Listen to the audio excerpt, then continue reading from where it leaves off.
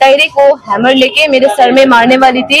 मेरे दोस्त ने उसका हैमर वाला हाथ पकड़ लिया और उसको ऐसा छिटक मतलब पुश कर दिया। हाँ।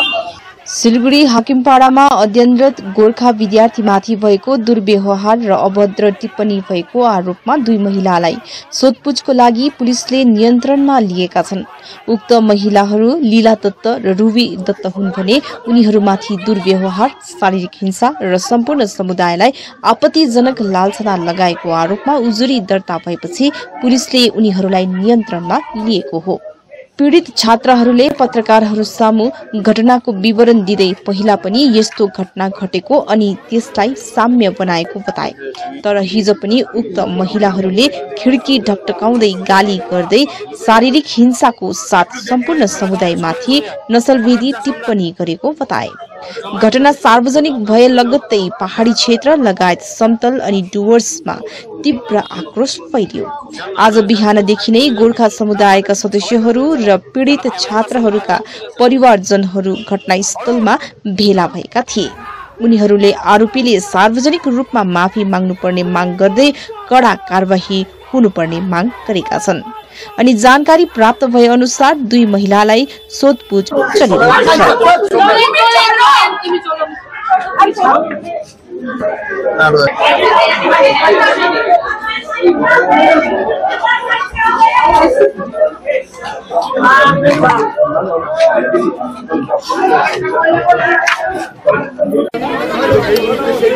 हमारा जाति चल रहा है ना, हम गोरखा ये देश का बोलते हैं नेपाल যদি ওই মহিলা আমাকে প্রমাণ দেয় তাহলে আজকে আমরা বের হবো। আমরা বর্ডারে গিয়ে সুরক্ষা দেই, আমরা এখানে বলবো গরম গুলি বুকে খেয়ে আমরা বর্ডারে সুরক্ষা দেই। হ্যাঁ, আবার আমাদেরকে বিদেশি দাগ লাগাবে। নিজের বাড়ি বদলে আমাদের বাড়ি এটা শিলিগুড়ি, আমাদের শিলিগুড়ি, আমাদের আমরা শিলিগুড়িতে সবজন মিলে বসি। তোমাদের এখন দাবি কি দাদা? यही हुआ था कि हम लोग सब लोग पढ़ रहे थे अंदर। हाँ, ये हम यहाँ पर ठहरे हुए 1 महीना हो गया और इससे पहले भी 2 बार इसने हमें बहुत वार्निंग दिया है।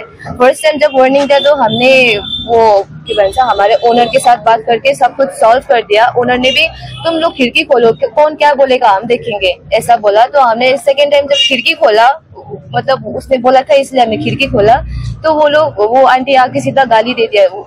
मतलब हार्श गाली नहीं था, सिर्फ थप्पड़ मारूंगी ऐसा बोला।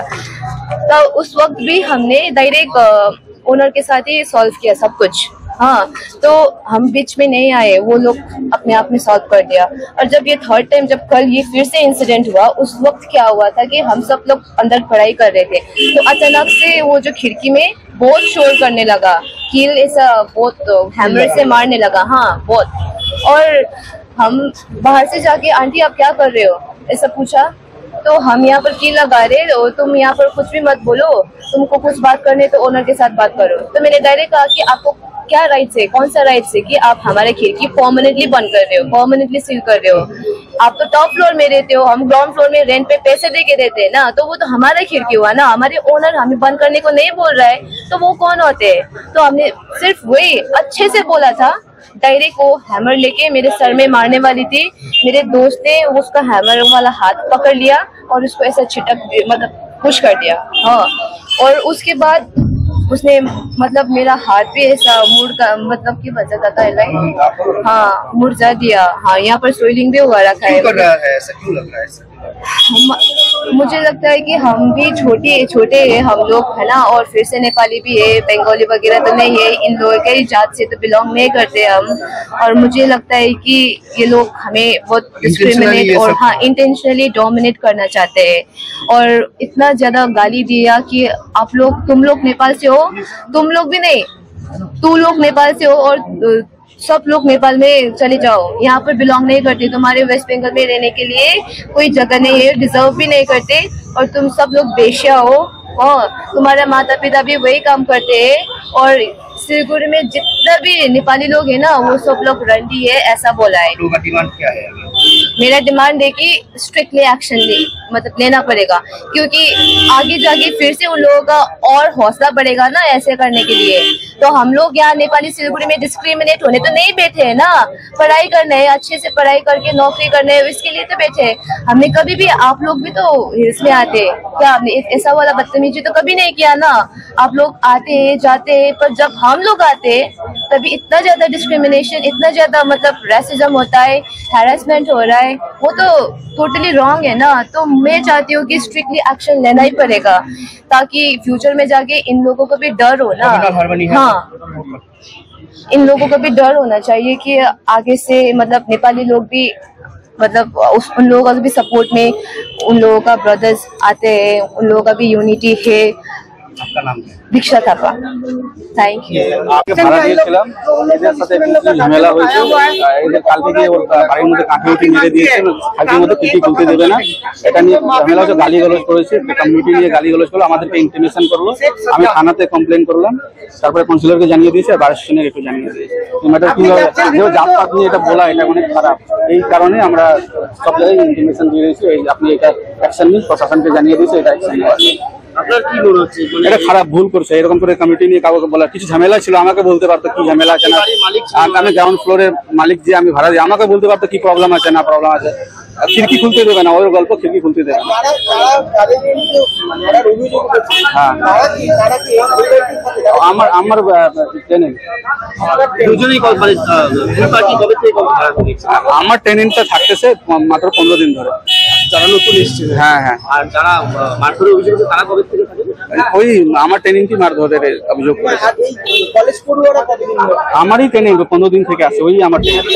যে ফ্যামিলি বিরুদ্ধে অভিযোগ তারা ওদের তো উপরে থাকে, অনেক দিন ধরে থাকে। আমার নাম অ্যাডভোকেট সন্তোষ।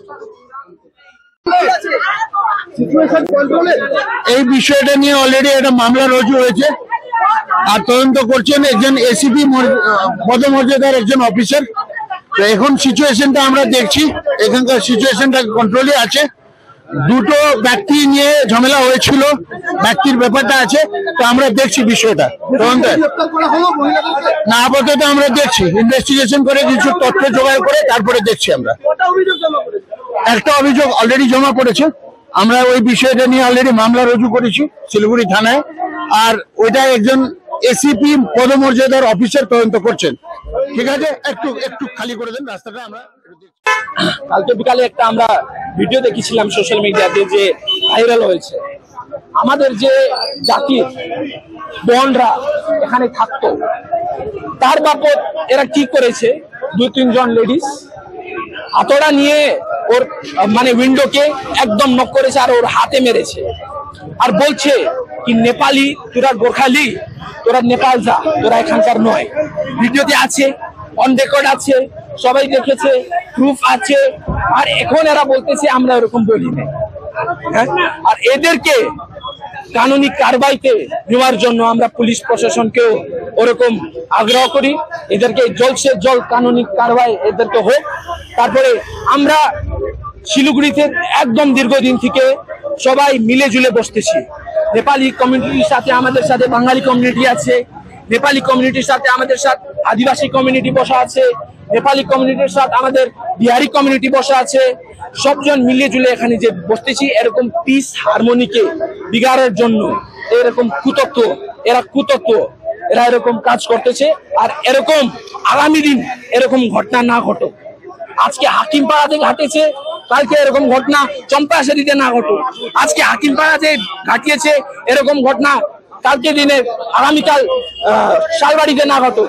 সেই আমাদের বিনতি, আর পুলিশ প্রশাসনকে আমাদের অনুরোধ কি এদের এরকম কুতত্বকে তাড়াতাড়ি অ্যারেস্ট করানো। তার জন্য আমরা এরকম বিনতি করছি। আপনাদেরকে অনেক অনেক ধন্যবাদ।